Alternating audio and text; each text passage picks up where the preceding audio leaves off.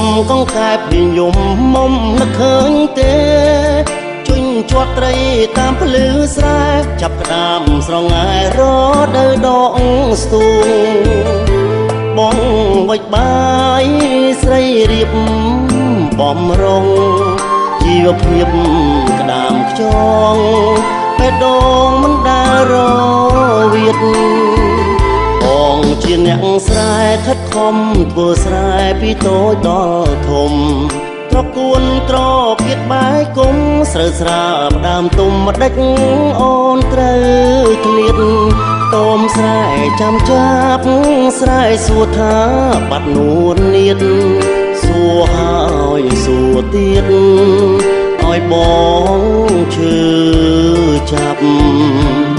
អូនខឹងរឿងអ្វីគួរស្ដីប្រាប់ផងនាងក៏ចាំចងប្រាប់រឿងអំពកសំណាប់នឹកក្រៀបជួរងក្នុងបេះដូងនៅចាំជាប់នឹកដៃស្រីធ្លាប់ជូតញើសឲ្យបង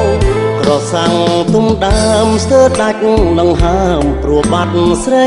ថ្លៃនាងកលរទេះក្របីលែងមានតម្លៃសម្រាប់បេះដូងជួស្រែលែងមុតស្រយុតស្រយ៉ងជ្រុលអូនក្បត់បងខ្លួនអងកុំភ្លេចរឿងដើម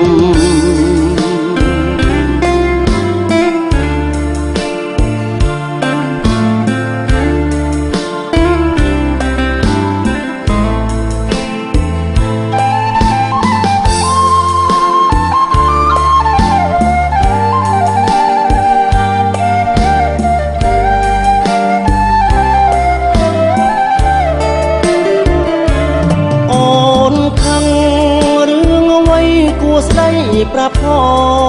ងនាងក៏ចាំចងប្រាប់រឿងអំពកសំណាប់នឹកក្រៀបជួរងក្នុងបេះដូងនៅចាំជាប់នឹកដៃស្រីធ្លាប់ជូតញើសឲ្យបង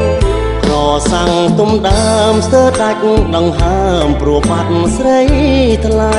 នាងកលរទេះក្របីលែងមានតម្លៃសម្រាប់បេះដូងជួស្រែលែងមុតស្រយុតស្រយ៉ង